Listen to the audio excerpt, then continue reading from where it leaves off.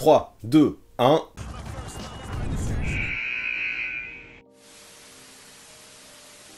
Hey, salut à tous, comment ça va en plein cœur de ces playoffs NBA? C'est tellement la meilleure période de l'année en vrai, je suis en plein kiff. Et partager avec vous à ce propos dernièrement sur Twitch ajoute une vraie plus-value à tout ça, franchement je kiffe trop. Du coup je ne sais pas si vous avez suivi, mais régulièrement le mercredi je vais faire appel à vous là-bas pour m'aider à choisir le sujet YouTube du samedi, je trouve ça vraiment cool. Alors parmi les 6 sujets que je vous ai proposés, 2 se sont particulièrement démarqués lors du sondage. Un sujet d'actu sur les Bucks et un sujet qui parlait d'histoire, il concernait les playoffs. Bon j'avoue c'est les Bucks qui ont terminé numéro 1, mais comme vous l'avez compris, en cliquant aujourd'hui, j'avais envie de faire le grand retour des étoiles, Team Tableur coucou. Voilà pourquoi, ça faisait longtemps, cette semaine j'ai décidé de partir en mode overtime.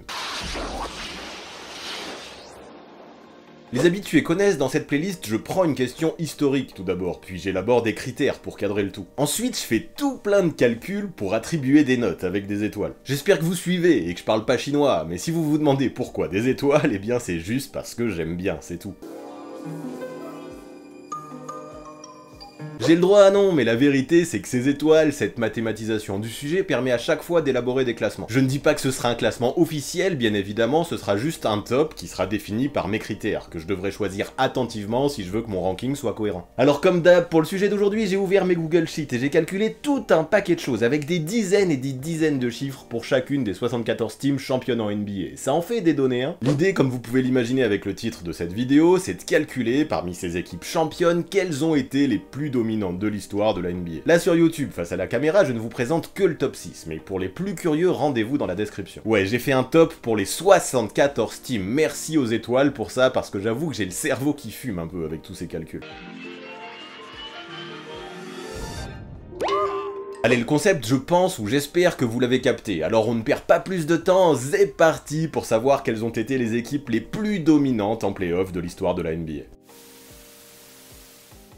Bon, pour commencer, afin de fixer le cadre, il faut que je vous présente mes critères, sinon vous n'allez rien piger. Le tout premier me semble logique, il correspond au bilan en play-off de l'équipe étudiée. Plus le pourcentage de wins sera important et plus les étoiles seront nombreuses. Ben ouais, évidemment, le bilan de victoire c'est quand même un critère essentiel pour évaluer la domination d'une team en play-off, mais moi ça ne me suffit pas. Voilà pourquoi j'ai également pris en compte 2 autres facteurs, l'attaque et la défense. Là encore, rien de fou, plus une équipe marque de points et plus elle a d'étoiles, et moins elle en encaisse et meilleure est sa note. Bah ouais, là encore j'ai pas creusé loin, mais ils sont essentiels vraiment ces critères. Autant des teams ont écrasé la concurrence offensivement, autant d'autres l'ont fait défensivement. Les 2 aspects ont de la valeur et vous verrez que seules les équipes un minimum compétitives dans les 2 domaines auront une place de choix dans mon ranking. Perso, c'est à peu près ce que je voulais, donc ça me convient parfaitement. Ensuite, pour départager le tout, je parle de l'adversité. Pour moi, plus une team bat des adversaires forts, plus sa domination a de la valeur. Voilà pourquoi, et ça m'a pris du temps, j'ai calculé le pourcentage de victoire moyen de chaque équipe rencontrée en playoff avant la confrontation étudiée, post-season compris donc. Ça m'a donné un chiffre sur 100, un pourcentage, et plus il est élevé, plus je file d'étoiles. Tout ça encore, ça me semble très logique. Et enfin pour finir, j'ai ajouté des bonus, c'est cool les bonus. À mes yeux, remporter une série sur un sweep, c'est le symbole ultime de la domination. Voilà pourquoi j'ajoute un point bonus par coup de balai, et même 2 points de bonus si ça a eu lieu en finale. Ouais, je suis comme ça, moi, un passionné du coup de balai.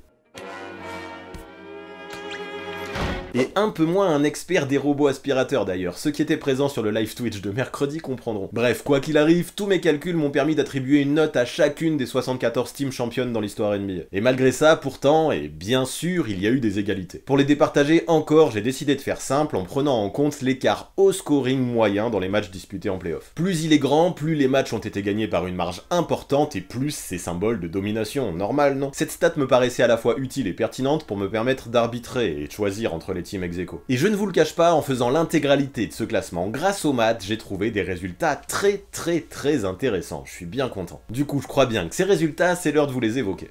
En numéro 6, je vous présente, attention, les Lakers de 1982 et leur total de 16 étoiles. Quand on regarde le roster en fait et les stats en playoff, il n'y a rien de surprenant de les retrouver ici. Quel effectif en vrai, c'est un truc de grand malade. Déjà entre Karim Abdul-Jabbar, Norm Nixon et Jamal Wilkes, 3 joueurs tournaient à plus de 20 points par match dans cette post-season. Rien que ça déjà, ça donne le ton. Ajoutez à ça un Magic Johnson de 22 ans qui tournait à 17 points, 11 rebonds, 9 passes et 3 interceptions. Ouais, Russell Westbrook n'a qu'à bien se tenir et vous avez ce que l'on peut appeler sans trop bégayer créer une super team. Puis histoire de faire les choses bien, on avait également Michael Cooper dans le rôle du défenseur d'élite, mais aussi Bob McAdoo, le MVP 1975, en sortie de banc, dans le rôle du 6e homme. Est-ce que vous arrivez à capter la domination qu'a pu avoir cette team lors des playoffs 1982? Cette escouade n'a tout simplement pas perdu un seul match jusqu'au final, en commençant par 2 sweeps. Et si la dernière étape fut plus serrée face aux Sixers de Julius Erving, qui réussirent à remporter les matchs 2 et 4, personne cette saison-là n'a jamais réussi à vraiment faire douter les Lakers en playoffs. Ces derniers établirent une série de 9 victoires consécutives en post-season, ce qui représentait un record pour l'époque. Vous le verrez ensuite, on l'abordera, cette marque depuis a largement été battue. En tout cas, leur bilan de 12-2 leur offre 4 étoiles et leur sweep au tour 1 et 2 leur file 2 étoiles bonus supplémentaires. Ce qu'il faut savoir surtout en vrai, c'est que ces Lakers, repris en cours de saison par le sorcier Pat Riley, excellaient en attaque. Yes, on ne les appelait pas les Lakers Showtime pour rien. La team, tenez-vous bien, scorait plus de 115 points de moyenne par rencontre. Ça envoie, non? En tout cas, ça explique direct leurs 5 étoiles dans le domaine offensif. Pour ce qui est de la défense, par contre, il faut l'avouer, malgré la présence de Michael Cooper ou de Karim Abdul-Jabbar, ce n'était pas vraiment ouf. Quasiment 110 points encaissés par match, ça commence à faire. Mais bon, leur jeu offensif était tellement bien huilé et leur pace tellement rapide que l'on peut largement comprendre et pardonner cette statistique. Quoi qu'il en soit, cela ne donne à ces Lakers que 2 étoiles dans le domaine défensif. Pour ce qui est de l'adversité, enfin, c'est très correct, sans être non plus exceptionnel. Ni les Suns ni les Spurs, rencontrés lors des 2 premiers tours, n'avaient pu atteindre la barre des 50 victoires en saison. Ça fait peu, et ce n'est pas fabuleux du tout. Les Sixers, eux, croisés à la toute fin, présentaient une adversité bien plus féroce autour de Erving, Tony et Cheeks, en débarquant en finale NBA pour la 2e fois en 3 ans. Ceci dit, leur parcours en playoff fut assez chaotique, notamment en raison de séries hyper serrées, face aux Bucks puis face aux Celtics. Cela donne donc au final aux Lakers 3 étoiles dans le domaine de l'adversité, pour un total général bien lourd de 16 astres. Pour la petite histoire, notons qu'une autre équipe est arrivée à 16 étoiles également, mais elle se classe juste derrière en raison d'un écart moyen inférieur à celui qu'ont réalisé les hommes de Pat Riley lors de cette post-season 1982. Et pour savoir de qui il s'agit, je ne vous spoil pas, je vous donne rendez-vous en description.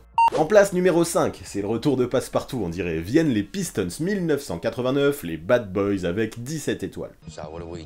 Isaiah Thomas, Joe Dumars, Dennis Rodman, Bill Laimbeer, ça vous parle? Bien sûr que oui, ça vous parle, et encore plus si on y ajoute des grosses individualités comme l'étaient Mark Aguirre, Vinnie Johnson, John Salley, Rick Mahorn ou encore James Edwards. Tous ces éléments ensemble font que le profil de cette équipe, je l'aime beaucoup. Vous vous rappelez, juste avant, chez les Lakers 1982, on avait 3 joueurs qui en playoff dépassaient les 20 points par match. Et bien ici, sachez que chez ces Pistons, nous n'en avons aucun. Le meilleur scoreur de cette escouade sur la post-season, c'était Isaiah Thomas, avec 18 unités, mais aussi 8 passes de moyenne. Quel général sur le terrain! En fait, à Detroit, on avait une équipe méga soudée, un collectif de ouf, ultra efficace, en attaque comme en défense. Voilà pourquoi la team chope 3 étoiles dans chacun de ces 2 domaines, ce n'est pas si étonnant au final. Au vu des guerriers présents dans la raquette, il fallait se lever tôt pour mettre des points dans la peinture, et offensivement, grâce à Zeke, mais aussi Joe Dumars, la balle circulait divinement bien. Difficile donc de tester ce roster drivé par un Chuck Daly qui avait réussi à assembler l'une des équipes les plus toughs de toute l'histoire. C'est ainsi que lors de cette campagne 1989 conclue sur un bilan de 15 victoires pour 2 défaites, 3 des 4 séries, dont la finale face aux Lakers, se sont transformées en sweep. Ouais, vous imaginez-vous des bad boys qui sont des pros du coup de balai? Eh bien pourtant c'est le cas. En plus des 4 étoiles reçues pour le bilan, donc ils obtiennent en plus 4 étoiles supplémentaires bonus pour leur super capacité à faire le ménage. Autant le dire, pour les 74 teams pour lesquels j'ai calculé ce bonus, ces Pistons sont les recordmen all-time avec 4 étoiles. En fait, en 1989, seuls les Bulls de Michael Jordan ont réussi à leur prendre 2 matchs. Tous les autres adversaires se sont littéralement fait rouler dessus.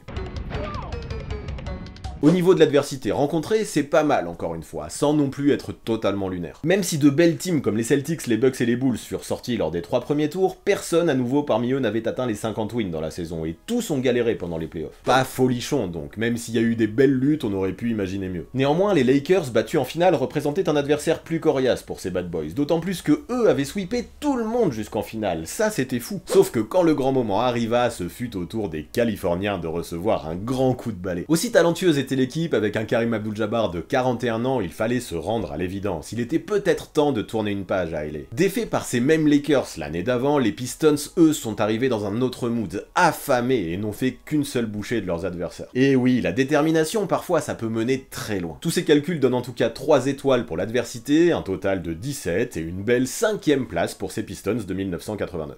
À la place numéro 4, voici les Bulls de 1996. 17 étoiles aussi au total pour eux, mais en écart moyen de plus de 10 points par match en post-season. C'est la raison, comme je l'avais expliqué, pour laquelle ils se classent devant les Bad Boys. Bon, est-ce que c'est vraiment étonnant de voir les taureaux ici, tout en sachant qu'avec l'arrivée de Dennis Rodman pour compléter le duo Jordan Pippen, l'équipe a sorti une saison record pour l'époque avec 72 wins. Suite à sa retraite de 18 mois, MJ avait visiblement très mal vécu l'affront reçu face au Magic l'année précédente. Il est donc revenu le couteau entre les dents pour les playoffs 1996 et ça s'est vu. Près de 31 points par match pour lui en post-season cette année-là pour permettre aux Bulls de Phil Jackson de remporter le premier titre de leur deuxième three-peat. Avec un bilan de 15 victoires pour 3 défaites et 2 sweeps lors des 2 premiers tours, ces Bulls obtiennent selon le barème 4 étoiles pour leur bilan plus 2 étoiles bonus. Et si l'attaque à remettre dans le contexte de l'époque était à peine correcte avec 97 points marqués par match, c'était la défense qui faisait vraiment la diff. Cette saison-là, grâce à un Rodman et un Pippen incroyable de ce côté-là du terrain qui, comme MJ, furent élus dans les teams All-Defensive, Chicago, lors de la post-season, a encaissé moins de 87 points par match en moyenne. Cela donne direct 4 étoiles dans le domaine défensif. Pour être honnête, à part les Spurs de 1999 et les Pistons de 2004, peu de teams ont fait mieux dans l'histoire. On pourrait aussi parler des Lakers des années 50, qui encaissaient moins de 80 points en moyenne par rencontre, mais vu que l'horloge des 24 secondes n'existait pas et qu'il suffisait parfois de conserver la balle pour s'imposer à cette époque, ça a bien moins de valeur à mon sens. Quoi qu'il en soit, ces calculs nous donnent déjà un très joli total pour ces Bulls auxquels il faut ajouter 4 étoiles pour l'adversité. Le Magic, sweepé en finale de conférence Est et mené par le duo Shaquille O'Neal Penny Hardaway, sortait d'une saison à 60 wins et avait lavé tous ses adversaires jusque-là en playoff. Déjà ça a du sens, mais à ce Magic, il faut ajouter les Supersonics, drivés par George Karl et rencontrés en finale. Sous l'égide de Gary Payton et de Shawn Kemp, la team du nord-ouest des US avait établi une saison record pour la franchise, à 64 wins. Pas mal, non? Ouais, pas mal, mais ça n'a pas suffi pour battre ces Bulls qui se sont imposés 4-2 et obtiennent en conséquence la 4ème place de mon top du jour. On remarquera que Dennis Rodman apparaît déjà 2 fois dans les teams abordés aujourd'hui. Quel crack, GG à lui.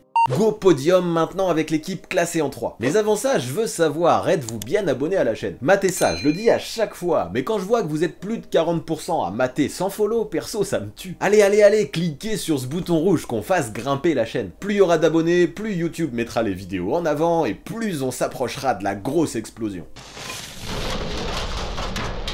Mais bref, même si j'abuse un peu, peut-être avec ma grosse explosion, c'est que j'adore ça, les mêmes d'explosion, revenons à nos moutons avec cette 3ème place. Et là, je vous le donne en mille, place à mon équipe de cœur, les Sixers de 1983. L'histoire du faux et ce maillot derrière, ça vous dit quelque chose, j'imagine, j'en ai déjà parlé plusieurs fois sur cette chaîne. Et bien, si cette prédiction réalisée par Moses Malone avait eu lieu et ne s'était pas transformée en faux, cette équipe aurait purement et simplement obtenu la 1ère place de notre classement d'aujourd'hui. Et oui, sans une fâcheuse défaite au match 4 des finales de conférence face aux Bucks qui aurait largement pu être évitable, Philly aurait fini sa post-season totalement invaincue. Dingue, non? Cela leur apporte tout de même 5 étoiles pour leur bilan de 12-1 en post-season, plus 3 étoiles dans le bonus sweep. Déjà, il faut le dire, je crois qu'on part sur les chapeaux de roue.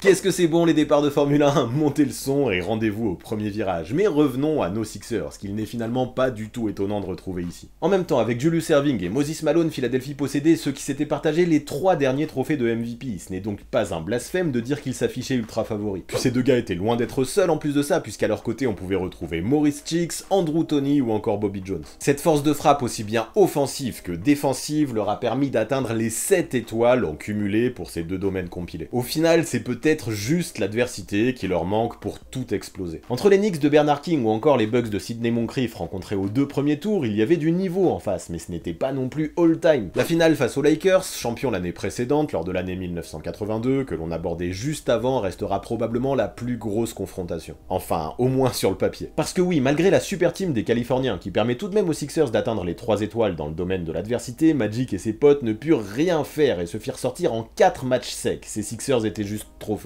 Même si mon cœur aurait voulu les mettre à la 1ère place aujourd'hui, les étoiles en ont décidé autrement. Enfin, les étoiles pas vraiment, car vous allez le voir, les 2 teams au-dessus affichent également 18 points stellaires. La différence s'est donc faite sur l'écart moyen au scoring en post-season, seulement de 6,5 pour ces Sixers, c'est peu. Ah, quelle foutue défaite face à ces Bucks qui étaient menés 3-0 et qui ont refusé de se faire sweeper au match 4 des finales de conférence. Sans elle, avec un point bonus sweep supplémentaire, la 1ère place aurait été définitive pour Moses Malone, Julius Erving et tous leurs copains. Place numéro 2 désormais, et encore une fois on retourne du côté de LA pour parler des Lakers, mais dans leur version 2001. Shaquille O'Neal, Kobe Bryant, y a-t-il besoin d'en dire beaucoup plus? Ces deux gars étaient juste à leur prime ou pas loin à cette époque, marquant chacun plus de 28 points par rencontre pendant cette post-season. Plus de 28 points par rencontre pour deux joueurs dans la même équipe, c'est pas complètement dingue? Pour vous rendre bien compte à quel point ce duo dominait dans sa team, dites-vous bien que le seul autre gars qui marquait plus de 10 points par match chez ces Lakers, c'était Derek Fisher. Et encore il n'en marquait pas beaucoup plus parce qu'il tournait juste à 11 unités par match. Le duo Kobe-Shaq écrasait juste tout sur son passage.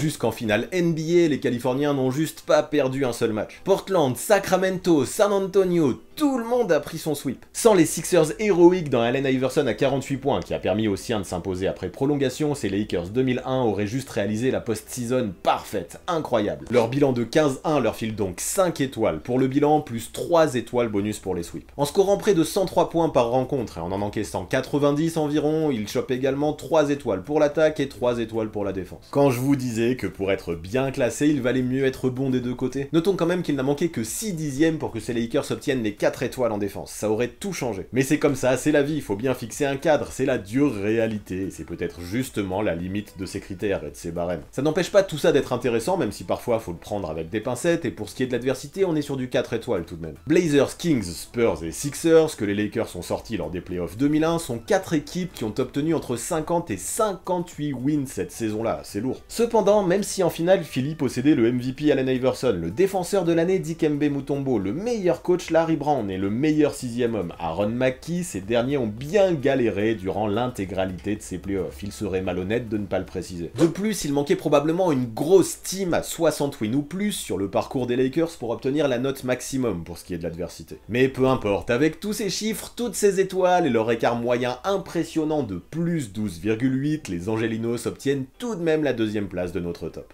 Allez, number 1 maintenant, pour lequel on reste en Californie, mais plutôt du côté de la baie d'Oakland cette fois-ci. Et oui, vous l'avez deviné, et en même temps c'est écrit, ici on va parler des Warriors 2017. Si les Lakers que l'on a abordés juste avant avaient battu un record avec 11 wins consécutifs de playoffs avant d'arriver en finale, les Warriors ont fait encore mieux, avec 12. Car oui, eux aussi ont tout gagné jusqu'en finale, mais en 2017, il fallait remporter 4 matchs au premier tour pour passer à l'étape suivante, contre seulement 3 en 2001. C'est ce qui fait cette différence d'un match. Puis de toute façon, avec leur effectif de déjà composé de Stephen Curry, Klay Thompson, mais aussi Draymond Green, auquel il faut ajouter Kevin Durant arrivé l'été précédent, les hommes de Steve Kerr ont même poussé cette série record jusqu'à 15, vu qu'ils ont aussi remporté les 3 premiers matchs de la finale. Autant dire qu'à moins d'une refonte totale des playoffs, ou à moins d'être parfaitement parfait jusqu'au titre, il est juste impossible de battre cette marque. Leur bilan de 15-1 agrémenté de 3 sweeps leur vaut donc 5 étoiles, plus 3 étoiles bonus. Et puis avec leur incroyable attaque qui leur a permis de mettre quasiment 120 points par rencontre lors de cette édition de playoffs, on leur rajoute sans hésiter 5 étoiles supplémentaires. Là franchement déjà avec tout ça on a un vrai poids lourd.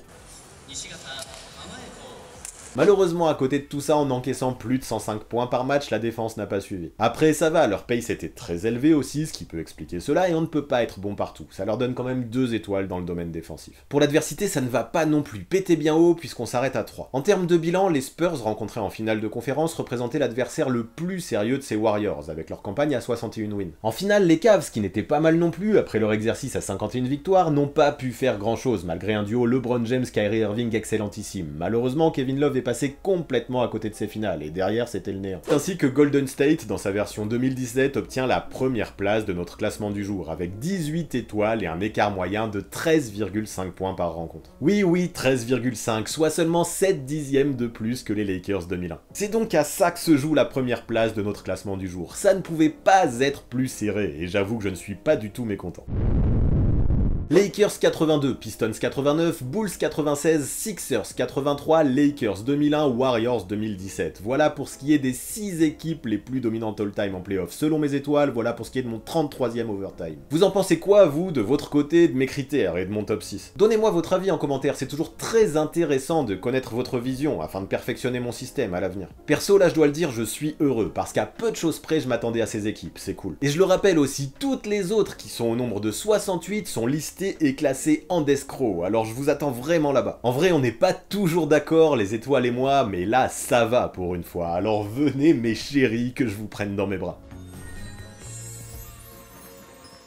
Sinon je vous le rappelle, pour avoir une vision différente de ce que je fais et me découvrir autrement, je vous attends de pied ferme sur Twitch. Ouais, j'aime beaucoup trop échanger, lire le chat et débattre avec vous lors des streams. C'est tellement kiffant, ça apporte tellement de choses. C'est le gros avantage de Twitch en fait, cette interactivité, quand YouTube permet de son côté de faire des vidéos plus montées et plus organisées. Les deux plateformes sont ultra complémentaires en vrai, je m'y retrouve parfaitement. Du coup pour voir ça, je vous donne rendez-vous lundi soir à 21h30, comme tous les lundis soirs en fait, pour mon gros live. Après il y a d'autres petits lives parfois, le mercredi et le samedi, et je publie mon programme en début de semaine, histoire que vous ne manquiez rien. Mais si vous voulez être sûr d'être là tout le temps en recevant les alertes, de toute façon il n'y a qu'une seule solution. Yes, venez me suivre là-bas sur Twitch aussi. Puis tant qu'à faire, rejoignez-nous pour débattre sur Discord et suivez les autres réseaux également. Sur Insta, Twitter et Facebook, en ce moment le tournoi des All-Time Teams est à son paroxysme. On est en plein top 8, alors je vous invite vraiment à nous rejoindre pour apporter vos votes. Ouais, venez élire la meilleure équipe all-time en NBA. Plus la fin approche et plus je suis impatient de connaître le vainqueur. Et pour finir, vous connaissez les bails, on s'abonne à la chaîne, on active la cloche, on lâche un maximum de pouces bleus et on rédige ses meilleurs commentaires. Oh oui, c'est comme ça qu'on référence une vidéo, vous le savez. Et puis si vous voulez m'aider à réconforter mon petit robot Aspiro suicidaire, vous pouvez faire un don sur Tipeee aussi. L'appelez Rainer, je suis persuadé que ça lui fera plaisir et il vous remercie d'avance. A très vite.